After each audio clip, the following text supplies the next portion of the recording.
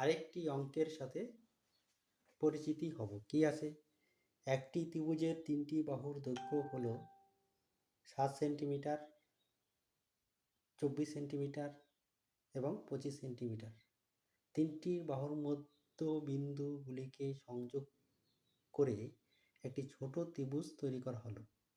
ছোট ত্রিভুজের ক্ষেত্রফল কত? তাহলে আমরা প্রথমে একটা ত্রিভুজ আঁকতে পারি। কত? লম্বা বলেছে কত? 7 সেন্টিমিটার। তারপর বলছে 24 সেন্টিমিটার, ভূমি ধরলাম 24 সেন্টিমিটার। তারপরে কত বলেছে?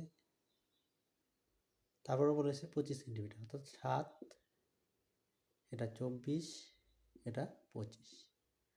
বলছে মাঝ বরাবর একটা ত্রিভুজ, তাই মাঝে নিলাম এটা, এখান থেকে এইটা, এখান থেকে এটা। তাহলে এই ত্রিভুজটার ক্ষেত্রফল কত?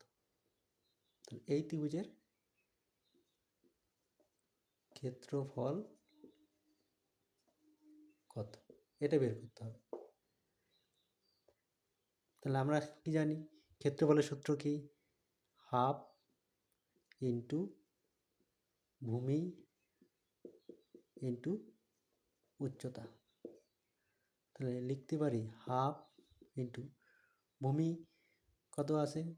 24, যেহেতু হাফ তাহলে হবে 12। উচ্চতা কত? 7, 7-এর হাফ কত? 3.5। তাহলে 2 দিয়ে 12কে যদি কাটি তাহলে পাবো 6। তাহলে 3.5 ইন্টু 6, তাহলে 5 6 30, 3 6 18, 21। অর্থাৎ উত্তর আমার